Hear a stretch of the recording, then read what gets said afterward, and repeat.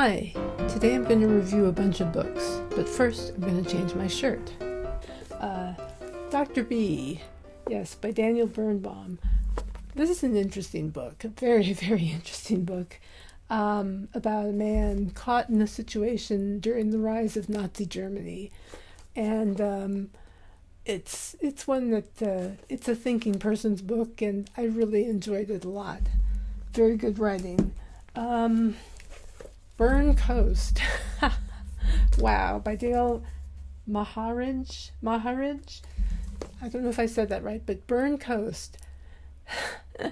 Think Northern California, redwood forests, hippies who never dropped back in, so to speak, and making money off of pot as big business, and well, the complications, the smell of patchouli, all of it. It's just this is full of zingers and all sorts of stuff. It's well worth reading, believe me. Okay, now, before I get to that, I'm going to do Dry Heat.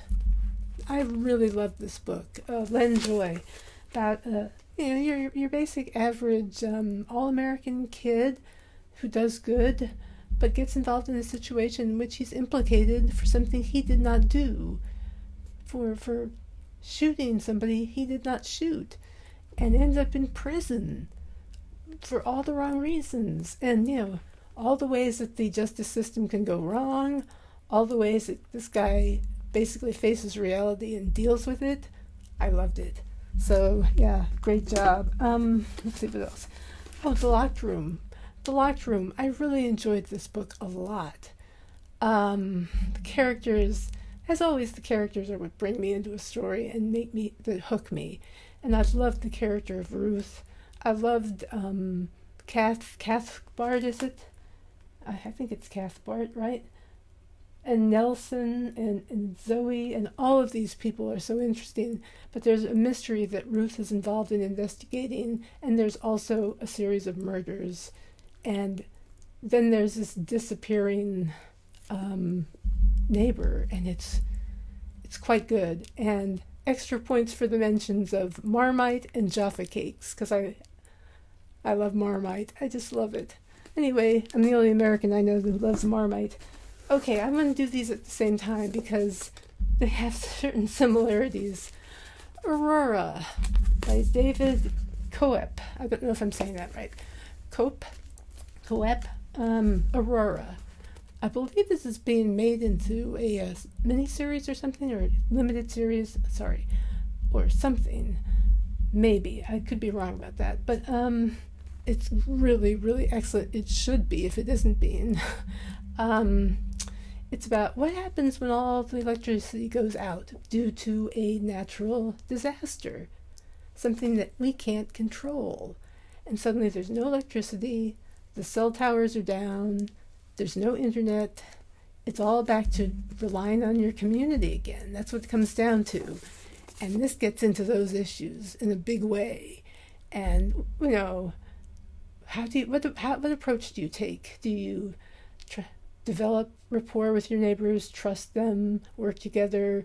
Do you go off to a silo in the middle of nowhere and try to establish your own community, like the brother of the protagonist, Mr. Rich Guy?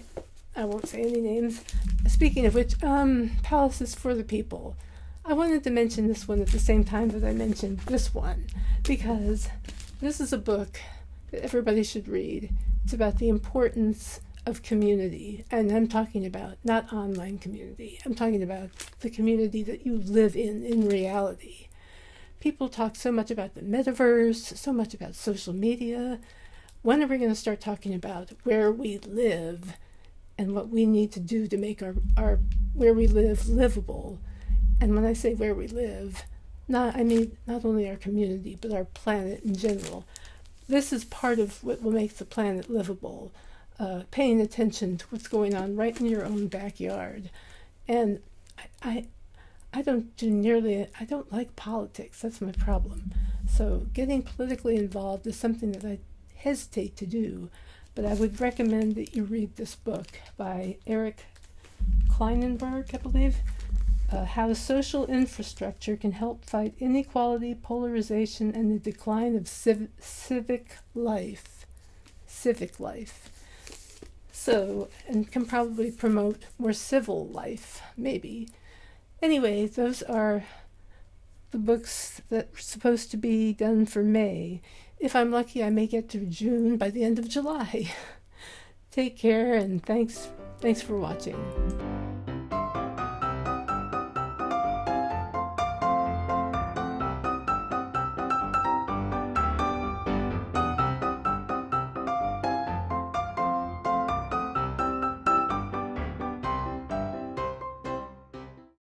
And that's all, folks.